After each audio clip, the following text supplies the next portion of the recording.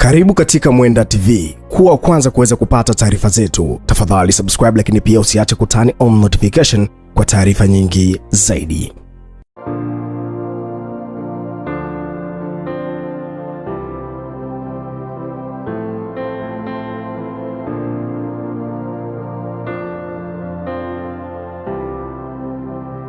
Lakini pole kwa ndugu zangu wa Kongomani. Jambo ndugu mpendwa unaniangalia, na kusalimu katika jina la Bwana wetu Yesu Kristo, aliyekimbilio, ngome na msaada wetu wa kila wakati. Kwake ndiko tunapata amani, kwake ndiko tunapata msaada, kwake ndiko tunapata afya. Ni kushukuru kwa kuchukua muda wako kila wakati kwa ajili ya kuniangalia, kutazama kipindi vyote ambavyo tunavirusha katika channel hii ya Tunda la Wokovu na katika podcast yetu ya Jumatano yetu. Basi nina habari njema na wewe ndugu unaniangalia. Kama wewe ni mtu ambao ulishawahi kuwa na sisi kwa muda mrefu, ama mpya katika channel hii, ama ndio siku yako ya kwanza leo kusikia sauti hii, nataka nikwambie kwamba vipindi hivi ambavyo nabii hizi ambazo tunazileta katika channel hizi hii ya Tunda la Wokovu vinapatikana katika channel ya Promova TV, kuanzia Geti 7, kuharibika kwa dunia, unabii juu ya Kongo na mambo mengine kutaona kwenye Promova TV. Lakini pia nishukuru Yesu Kristo kwa sababu ya kuweza kufungua milango yake. Unajua Yesu Kristo ndio mwenye milango na yeye ndio anayefungua. Kuna mahali ambako Mungu amefungua mlango ili watu wa Mungu wapate kueleweshwa zaidi na wakufikiwa zaidi. Unajua nikiwa peke yangu sitaweza kufikia wote, lakini tukiwa wengi wanaosambaza jumbe, wengi watatusikia na wengi watapata kuelewa na kuokoka. Basi vipindi kanani nabii za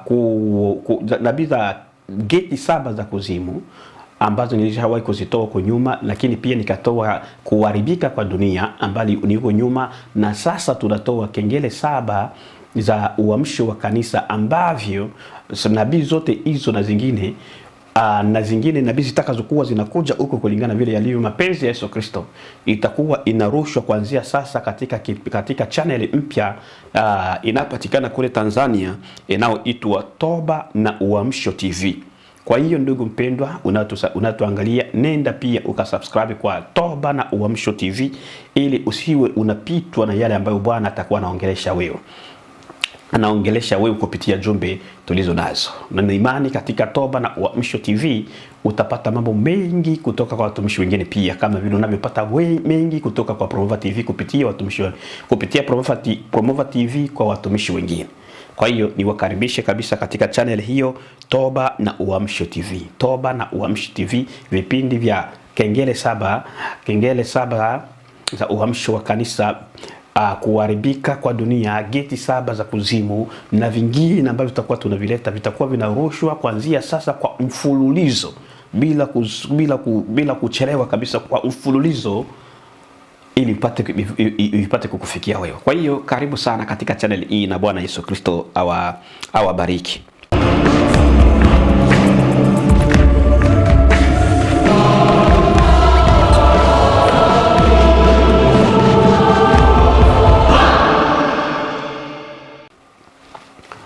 Leo niko na ujumbe katika kengele yake ya pili, kwa maana tulisema kengele ya kwanza imemalizika, lakini kengele ya pili ndo inaanza leo. Ni kushukuru wewe unayekuwa pamoja na mimi kila wakati, ushare video hizi, tumika kazi pamoja na mimi ili tupokee thawabu pamoja. Share, comment, likes, subscribe ili tupate kuenenda kukomboa nafsi pamoja, tupate kukomboa waliofungwa. Unajua kufunguliwa kwa kiroho ni kuambiliwa kweli. Mtu anapojua kweli anajua jinsi gani ya kujiokoa, lakini mtu asipokuwa anajua kweli, unaweza kulaumu huyu mtu bure kwa sababu hajui. Unaweza kulaumu bure, lakini akiambiliwa hatajua jinsi gani ya kutoka katika hivyo vifungo, kwa sababu kweli umweka mtu huru. Na haya ambayo tunakuja kuyaleta kwenu ni manabii matakatifu ya kweli kabisa kutoka mbinguni, ili kumwandaa mtu mmoja apate kuokoka akamuone Bwana wa Yesu Kristo. Sasa karibu katika kengele ya pili, mahali ambako tutaongelea juu ya kuabudu, jinsi ya kuabudu. Karibuni sana. Sasa baada ya hapo nikaona kengele inapigwa. Kengele ilipopigwa nikaona mkono wa mtu. Mkono wa mtu umekuja, ulipokuwa unakuja na kufunua kichwa changu. Yani hichi kichwa changu hiki kilifunuliwa, kana kwamba hiki cha physical, kichwa cha kimwili kana kwamba kiliondolewa, nisemi kwa lugha hiyo. Nikabaki mimi wa ndani, mimi wa roho yangu, yani iliondolewa hivi. Nikaona nyama hizi nimefunguliwa, mfano kama unavyomenya ndizi, unamenya ile magamba kama ndo maganda, kama ndo magamba ya ndizi, utakuta ndizi yenyewe iko mule ndani. Ndivyo nilivyofunguliwa kichwa changu, lakini nikabaki na kichwa kingine ambacho ni mimi wa rohoni, ama niseme nafsi yangu. Aliponifungua kichwa changu, kilikofunguliwa nikawa naona sasa mimi, lakini si wa mwilini. Nilianza kujiona ni mimi, lakini si mimi huyu wa mwilini unayeniona hapa. Hapana, ni mimi, lakini si mimi yule wa mwilini kama unavyoona kichwa changu. Hiki kilifunuliwa, akawa ni sura yangu iliyotokea. Nataka nieleweshe hapa vizuri. Ikawa ni sura yangu iliyotokea na kichwa changu tena, lakini si hiki. Ilifunuliwa hivyo.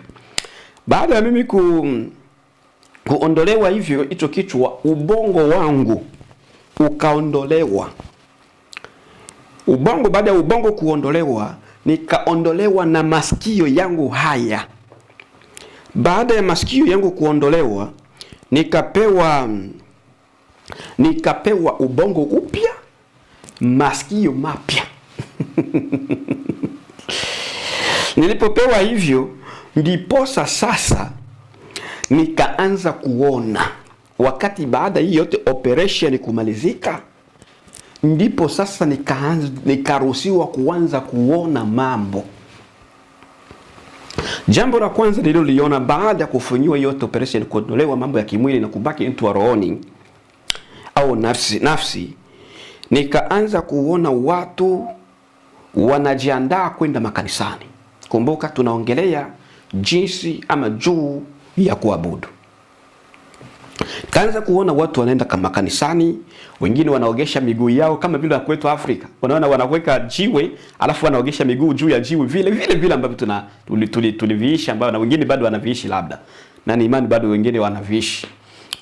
Watu wanajiandaa katika zile za harakati za kwenda wapi? Za kwenda kanisani. Baada hiyo kengele kupigwa na mwangazo ukatoka, nikawa sasa naotolewa kitu, navuliwa kichwa changu, naondolewa ubongo, naondolewa masikio, lakini pia nikaanza kuonyeshwa mambo. Na jambo la kwanza nililoliona, nikaanza kuona watu wanajiandaa kwenda kanisani. Watu wanajiandaa kwenda kanisani. Sasa wakawa wanaogesha miguu yao. Kengele ikatoa mwangaza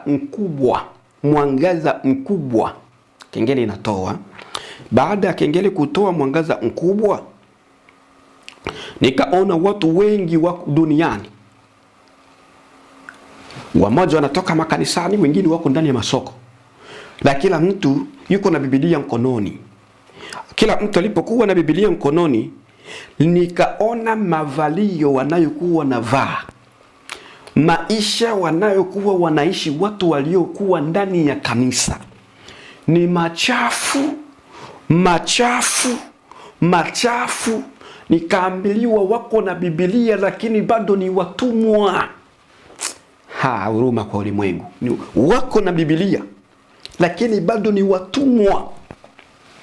Wanaingia makanisani, nikaona mwanaume na mwanamke wako boyfriend na girlfriend, ambao nikaonyeshwa walishawahi kufanya mapenzi kabla ya ndoa, ni utumwa. Mtu aweza kafanya hivyo.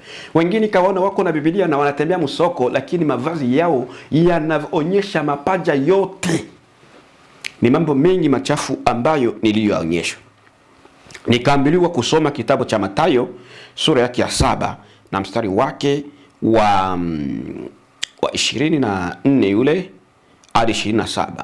Anasema hivi: basi kila asikiaye ayo maneno yangu na kuyafanya atafananishwa na mtu mwenye akili aliyejenga nyumba yake juu ya mwamba. Mvua ikanyesha, mafuriko yakaja, pepo zikavuma, zikaipiga nyumba ile, isianguke, kwa maana misingi yake imewekwa juu ya mwamba. Na kila asikiaye hayo maneno yangu asiyafanye atafananishwa na mtu mpumbavu aliyejenga nyumba yake juu ya mchanga. Mvua ikanyesha, mafuriko yakaja, pepo zikavuma, zikaipiga nyumba ile, ikaanguka, nalo anguko lake likawa kubwa. Baada ya kusoma hilo andiko, nikaanza kuambiliwa sasa, kwa nini ni watumwa wa shetani? Kwa nini hao watu wako na Biblia ndani ya mikono yao, wanaenda kusali, lakini bado ni watumwa wa shetani? Kwa nini hao watu ni watumwa? Na akaniambia kwa sababu wanaabudu vibaya sana. Kwa sababu wanaabudu vibaya sana. Akaanza kuniambia kuabudu sio tu kwenda kanisani.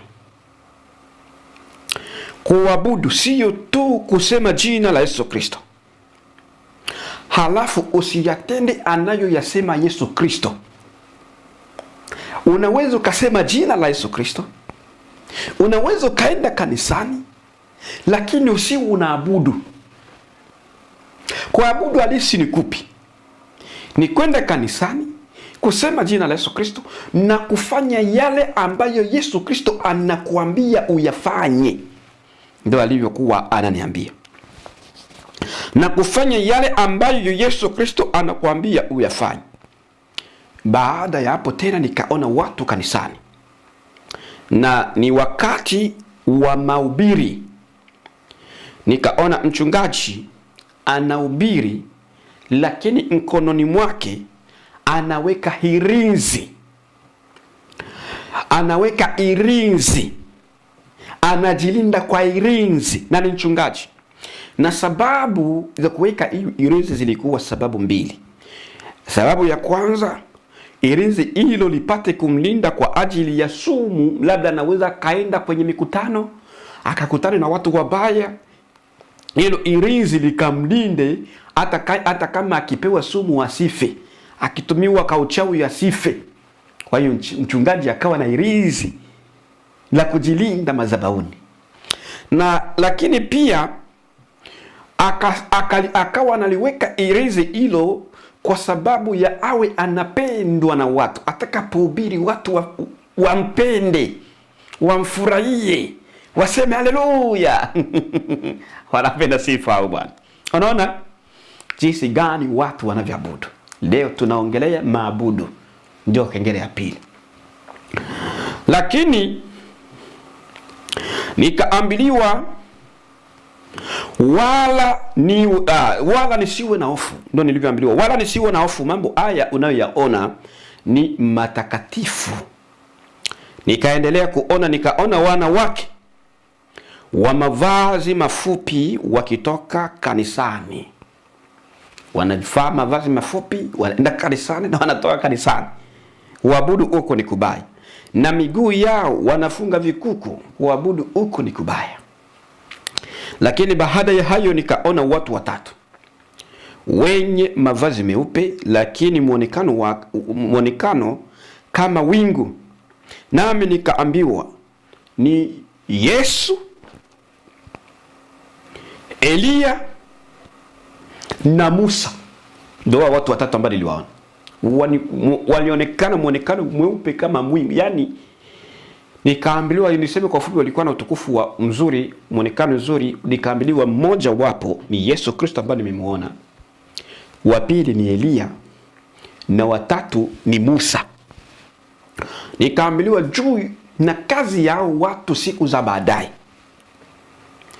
juu ya kazi na ni kazi. Nikaambiliwa juu, nikaambiliwa kazi ya watu wao ambao nilionyeshwa, ambao ni watu wawili, tunaondoa Yesu Kristo. Niliambiliwa juu ya Elia na nikaambiliwa juu ya Musa. Baada ya hapo Biblia ilishuka. Biblia iliposhuka, kabla ya kuingia katika mambo na matendo na kazi ya Elia na Musa siku za baadaye, Biblia kwanza ilishuka katika kitabu cha Ufunuo sura yake ya 14, sura yake ya 3 na mstari wake wa 14 hadi 25. Ufunuo 14 samani, Ufunuo 3:14-22 inasema hivi: na kwa malaika wa kanisa lililoko Laodikia andika, hayo ndiyo anenayo yeye aliye hai, hata aliye amina, shahidi, aliye mwaminifu na wa kweli, mwanzo wa kuumba kwa Mungu. Na yajua matendo yako ya kuwa hu baridi wala hu moto. Ingekuwa eri kama ungekuwa baridi au moto. Basi kwa sababu una uvuguvugu wala hu baridi wala moto, nitakutapika utoke katika kinywa changu. Kwa kuwa wasema, mimi ni tajiri, nimejitajirisha, wala sina haja ya kitu, nawe hujui ya kuwa wewe mnyonge na mwenye mashaka na maskini na kipofu na uchi. Na kupashauri ununue kwangu dhahabu iliyosafishwa kwa moto, upate kuwa tajiri, na mavazi meupe upate kuvaa, aibu ya uchi wako isionekane, na dawa ya macho ya kujipaka macho yako upate kuona. Wote ni wapendao mimi na wakemea na kuwarudi, basi uwe na bidii ukatubu. Tazama, nasimama mlangoni na bisha, mtu akisikia sauti yangu na kufungua mlango, nitaingia kwake, nami nitakula pamoja naye, na yeye pamoja nami. Yeye ashindaye nitampa kuketi pamoja nami katika kiti changu cha enzi, kama mimi nilivyoshinda nikaketi pamoja na Baba yangu katika kiti chake cha enzi. Yeye aliye na sikio na asikie neno ili ambalo Roho aiambia makanisa. Biblia iliposhuka nikapewa hilo andiko. Lakini baada ya hapo mbele huko mbeleni huko ndio nitaongea jinsi gani nilivyoambiliwa juu ya Musa na juu ya Elia na kazi yao baadaye. Maana ilipoambiliwa hivyo nilipelekwa kwanza kuyaona haya ambayo nataka kuyasema hapa. Sauti ikasema ndani yangu lakini kwamba waambie watu ni wakati wa mwisho. Niwaambie watu ni wakati wa mwisho. Niwaambie watu ni wakati wa mwisho. Sasa kengele ikaangaza tena mwangaza wake, nikaanza kuona mambo na matukio ya mambo. Watu wanaoiba pesa za kanisa. Nikaona watu wanaoiba pesa za kanisa. 2 walioiba pesa za kanisa na kuanza kununua wanawake kwa pesa hizo za kanisa. Mtu anachukua pesa za kanisa na kwenda kulala na malaya. Wengine wakajenga majumba na pesa za kanisa. Nikaambiwa kuabudu kwa watu kumekufa. Mtu atendaye mambo kama hayo si muabudu wa Yesu Kristo, si mtumishi wala si muumini wa Yesu Kristo. Wangapi wanatoka kanisani na kwenda wanaiba mambo ya kanisa, pesa za kanisa, na kwenda nazo wakizani bado huko wanapokwenda wako na Mungu. Afanyaye hivyo hataweza kabisa kuingia mbinguni.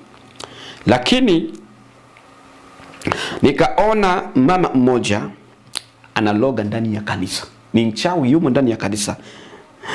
analoga na kutega milambo na kuanza kutega mlango na akautega mlango na kulifunga kanisa. Alitega kwenye mlango wa kanisa na kulifunga kanisa. Lakini pia baada ya kufanya hivyo, nikaona watu wamo ndani ya kanisa, lakini mashetani wanajaa ndani ya kanisa. Yani kanisa limetegwa nyara, si la Yesu Kristo, mashetani ndio wanalitawala. Lakini watu wanasema Bwana Yesu asifiwe, Bwana Yesu asifiwe, lakini kanisa limekwenda wapi? Kwa shetani, kwa jawe aliyolitega kanisa na kukamata waliokuwa ndani ya kanisa. Sasa baada ya hapo ndo nikaambiliwa juu ya mavazi. Nikawa nafundishwa juu ya mavazi. Ilikuwa nipo kwenye kifungo kama nilivyowaambia, yote nilipokea katika wakati wa kifungo. Nikawa nafundishwa juu ya mavazi na nilianza kusikia sauti inaanza kuongea na mimi kuniambia mafundisho ya mavazi. Kuna watu wanaokesha kuchagua rangi za mavazi kwenye kanisa lao. Wanasema vazi nyeupe, vazi la kijani, vazi la yellow, la njano na vazi la blue na pepo ni mavazi ya utakatifu, lakini sio vazi nyeusi. Ndio watu wengi wanasema ni vitu ambavyo Mungu anavifunua, lakini unaviona hata kwenye makundi ya maombi, mnaona wanavyofanya huko. Wanachagua marangi ya mavazi. Watu wanachagua marangi ya mavazi. Akivaa vazi ya blue, mimi ni mtakatifu. Vazi nyeupe, mimi ni mtakatifu. Vazi la pepo, yani zambarau, mimi ni mtakatifu. Sasa sikiliza haya maneno vizuri ili upate kujua utakatifu na claim. Sasa lakini hao wako na mahasi.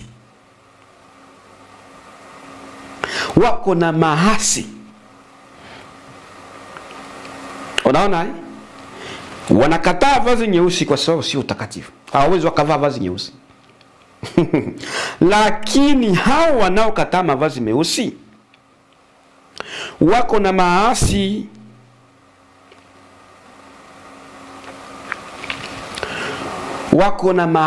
Wako na masani. Samahani, nimeandika vibaya hapa. Wako na masani meusi katika nyumba zao. Lakini wanakataa vazi. Sio maasi, ni masani. Nilisoma vibaya, lakini masani. Nataka nieleweshe hapo vizuri. Unakataa kuvaa vazi nyeupe, vazi nyeusi kwa sababu si utakatifu. Lakini uko na masani meusi. Uko na gari zao ni nyeusi. Wanaangalia mafundisho ya watu wanaovaa mavazi meusi. Viti wanavyokalia ndani ya nyumba zao ni vyeusi, lakini vazi wanasema hawawezi wakavaa, ni utakatifu. Hawawezi wakavaa vazi nyeusi aliambatani na utakatifu, lakini kuna vingine vyeusi unavitumia ndani ya nyumba yako.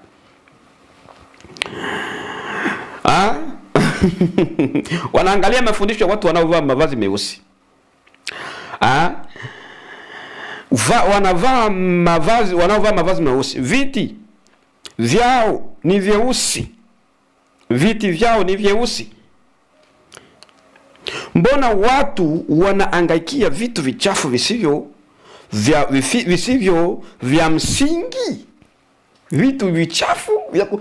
Ukivaa vazi la blue, mimi ni mtakatifu. Ukivaa kanzu ya blue, mimi ni mtakatifu. Wewe sikiliza haya uelewe vizuri. Mbona watu wanafanya nini? Wanaangaikia vitu vichafu na visivyokuwa na msingi. Mara kanzu ni lazima ni vazi la mbinguni. Ndio wengi wanasema kanzu ni vazi la mbinguni. Nataka ufuatilie vizuri. Sasa wanayavaa hayo mambo yote.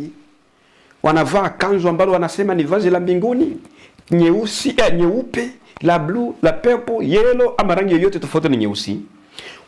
Wakiaminika ya kwamba ukivaa vazi hilo la hiyo rangi, wewe umekuwa mtakatifu.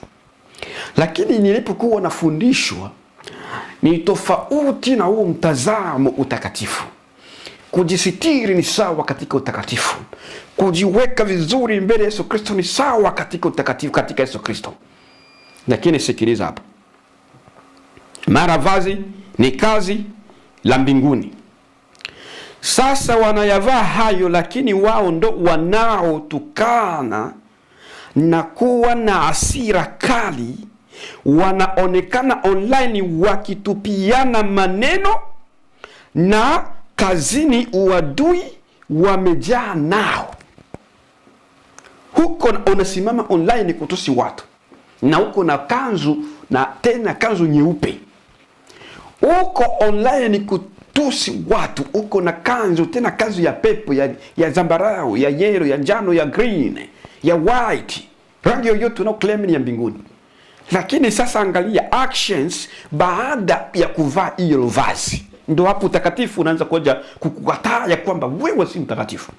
Baada ya kuvaa hilo kanzu, unatusi watu, unakuwa na hasira, una maasi, una maadui kazini. Huo si utakatifu, huwezi ukaokolewa. Na uko na vazi lako, lakini huwezi ukaingia mbinguni. Sikiliza maneno vizuri, yatakujenga. Mitandaoni wafanya vitu vichafu na uko na kanzu. Lakini kwa sababu umevaa ile kanzu, una claim wewe ni mtakatifu. Matendo. Vaa kanzu nzuri ndio ni sawa, lakini matendo yatetee kanzu yako. Maisha yatetee kanzu unayovaa. Maisha yatetee kujisitiri kwako. Haleluya Bwana. Sikiliza hapa. Kazini sikiliza hapa nikwambie, wana uadui wamejaa nao. Je, ndo swali, je, mavazi hayo kwa tabia hiyo yatakuokoa? Mavazi yameumbwa kwa ajili ya kujisitiri. Mavazi halisi ambayo Mungu anaangalia kwa maisha ya watu ni miili yao. Hiyo miili ndiyo mavazi ambayo yatavuliwa siku ya mwisho. Kwa hiyo tuko na aina mbili ya mavazi ambayo Mungu anayaangalia. Kuvaa, yani mavazi haya ambayo tunayasema yameumbwa kwa sababu ya kujistiri. Elewa hilo. Biblia haijapinga kuvaa kwa dhambi, na wala unabii huu haujapinga kuvaa kwako kanzu kujisitiri, hapana. Lakini anataka kukutoa usibaki kwa kujivunia ili vazi la ambalo unakwenda kulifua, bali kuna vazi lingine ambalo unahitaji kuwa nalo makini zaidi. Sawa eh? Vazi la kwanza, mwili mweupe. Acha kwa nirudi nyuma kidogo. Vazi ambalo Mungu analiangalia, mwili mweupe ambao ni mwili mtakatifu wenye matendo ya Mungu na tabia za Mungu na mfano wa Mungu. Mwanzo 1:26-27.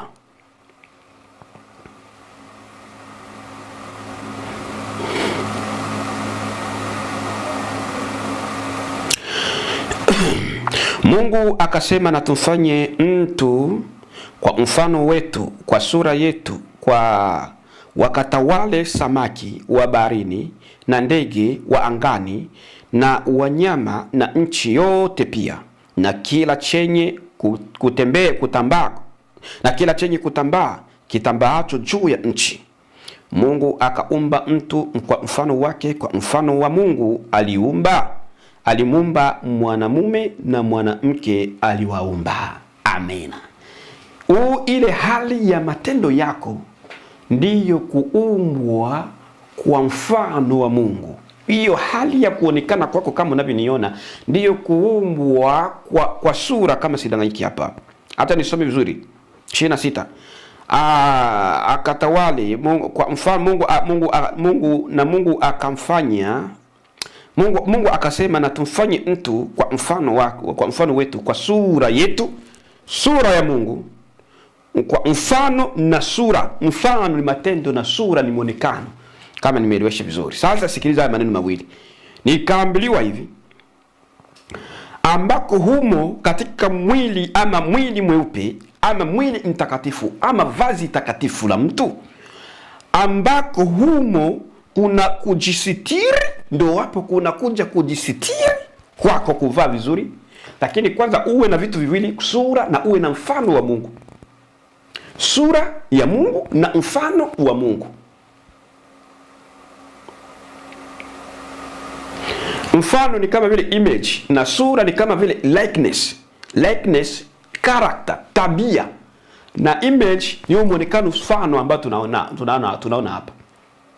Unaona Mungu sasa nikaambiliwa katika mwili huu, katika vazi ili nyeupe, kuna kujisitiri kwa mtu. Linaambatana kujisitiri, kuvaa makanzu, kuvaa sawa sawa. Lakini linaambatana na matendo, maisha mema, ndio yanayokuja kuunda kitu kinachoitwa utakatifu. Badala yake wengi wanaishia katika kuvaa mavazi tu marefu, lakini hawana mfano, hawana likeness za Mungu, hawana tabia ya Mungu. Ndio wapo watu wamefeli. Huyu nabii ulikuja kwangu kama mafundisho, nataka nikueleweshe kwa sababu na mimi nilieleweshwa vizuri. Sasa kujisitiri, ambako humo kuna kujisitiri mwili huo kwa mavazi ya ndani na ya nje. Unajisitiri mwili huo kwa mavazi ya ndani na mavazi ya nje. Mavazi ya ndani ni yale ambayo ya ndani ni tabia za Mungu, kama tulivyosoma mwanzo. Na mavazi ya nje ni kujisitiri kwa mavazi ya kanzu. Yaya yote mawili yaambatane. Tabia ya ndani na wewe mwenyewe wa nje uonekane uko sawa. Usijiweke sawa sana nje, lakini ndani wewe ni pango la mashetani. Tabia chafu zimejaa. Wewe si mtakatifu. No. Wewe si mtakatifu. Msikiliza haya maneno, ni uamsho ili upate kuamka, utoke katika uzembe wa kuwekeza imani kwa kanzu alafu una tabia. Akasema hivi, vazi ili linaongozwa, yani mwili mweupe, vazi mweupe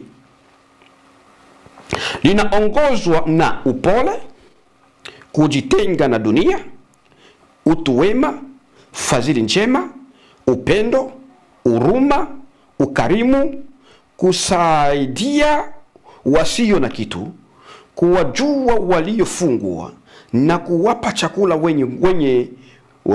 na kuwapa chakula chenye nguvu ya kuwakomboa. Msaada kwa jamii inayokuzunguka. Uwe msaada kwa jamii inayokuzunguka. Uwe msaada kwa community ya kwako inayokuzunguka. Kuwa utakatifu sio tu kutusi watu waliokuwa huko na kule, bali utakatifu ni kuwa msaada, kujenga watu, kuwa na upendo, kuwa na huruma. Na huko unavaa vazi lako la kanzu vizuri, lakini ndani unaonyesha matendo ya Mungu. Hiyo ndio utakatifu. Nataka nikwambie, nilifurahi na mimi nilipoambiliwa yote.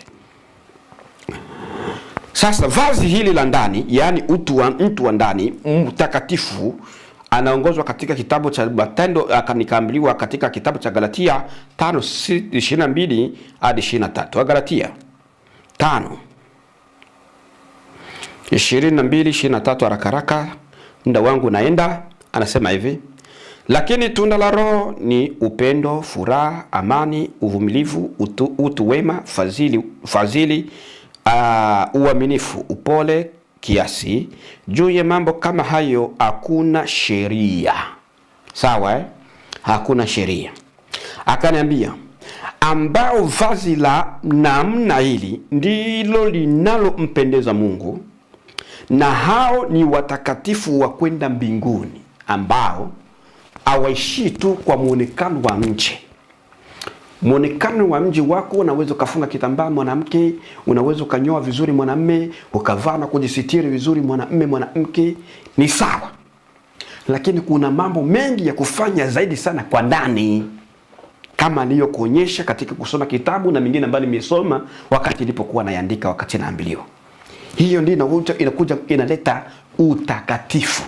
Sasa cha ajabu, wengi wanagombania mavazi tu, lakini bado yuko katika ndoa ya pili, lakini alishavaa kikanzu, bado ungali mbali na Mungu wako, ungali mbali na Yesu Kristo.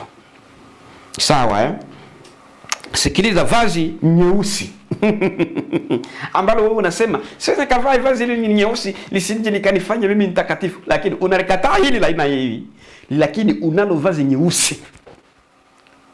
Vazi nyeupe ni mwili wako, mtu wako wa ndani, tabia zako. Hilo ni vazi, ni mwili huu ambao unankava, ambao unaendeshwa katika utakatifu. Tuangalie basa vazi nyeusi ni hili. Vazi nyeusi ni mwili ulio na matendo ya dunia.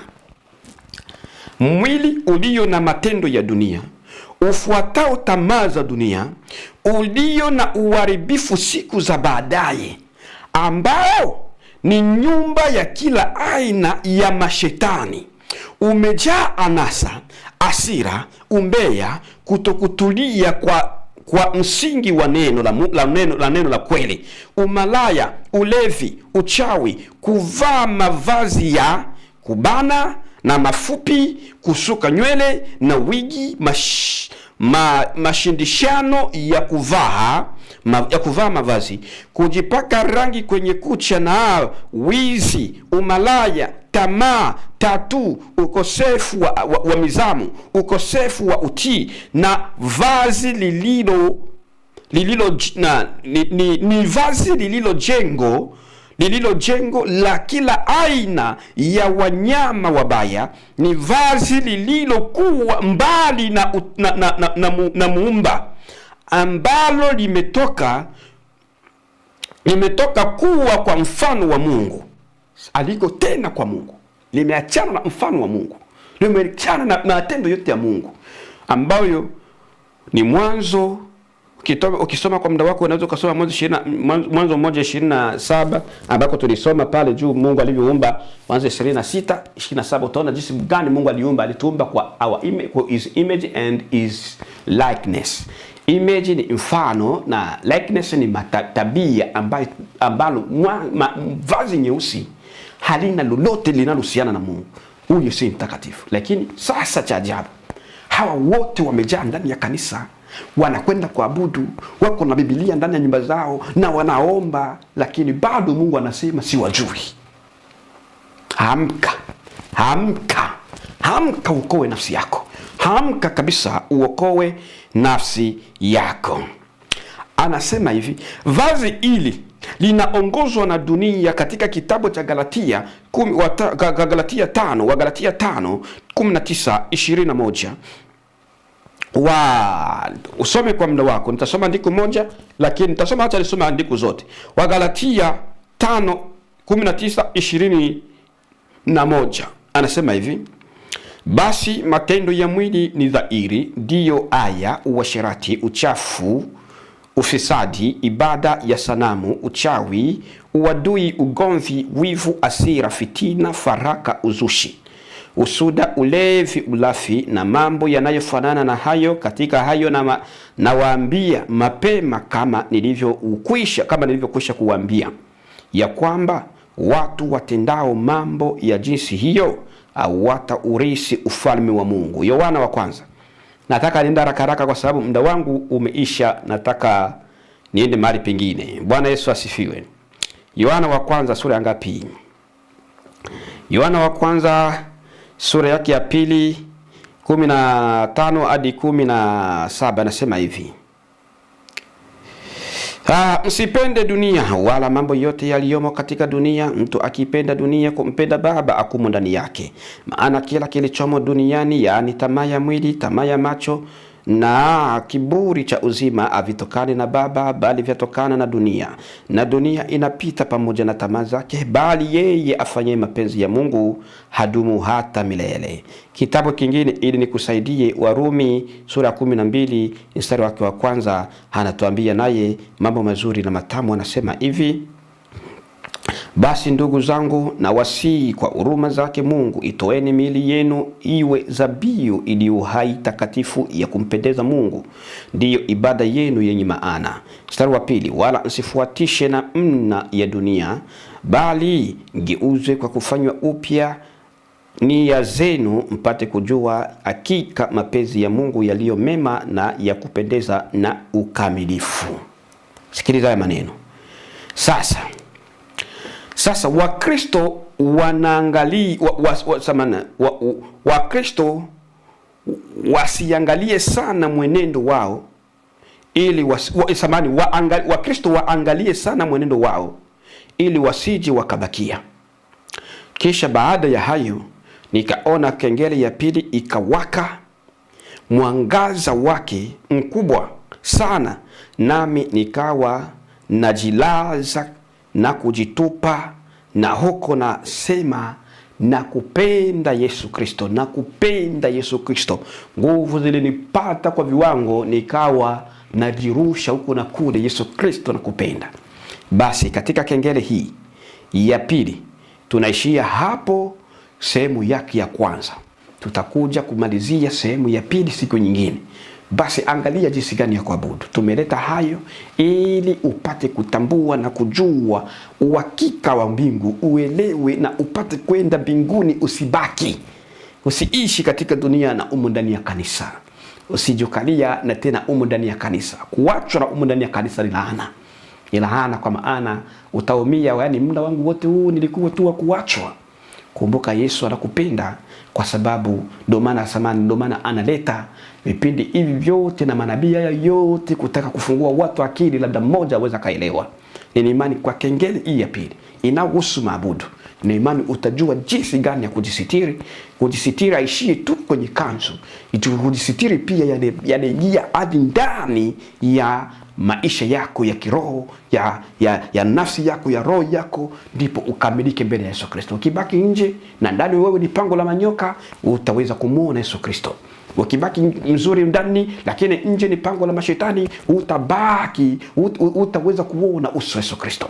Ndio maana tunaleta kukuandaa. Yesu Kristo analeta unabii wa kukuandaa upate kujua Bwana wako na jinsi gani ya kuishi, usiwe mvuguvugu, hasijaka kutapika katika kinywa chake. Tutaongea mengi, ni mengi makubwa, ni mengi makubwa ambayo yanakuja katika kengele. Kumbuka ni kengele ya pili, bado hatujaimaliza, lakini kumebaki zingine 5 ambazo hatujaanza.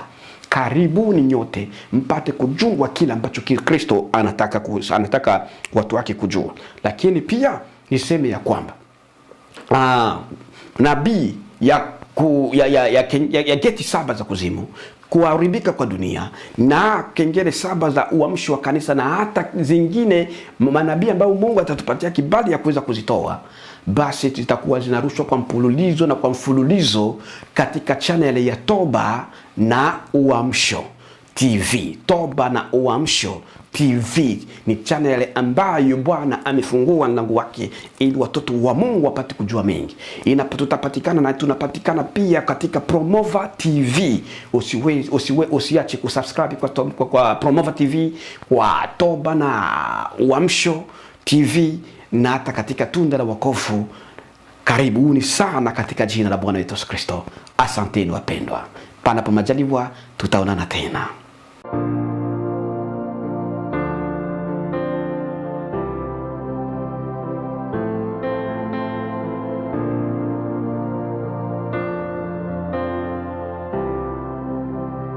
Lakini pole kwa ndugu zangu wa Kongomani ambao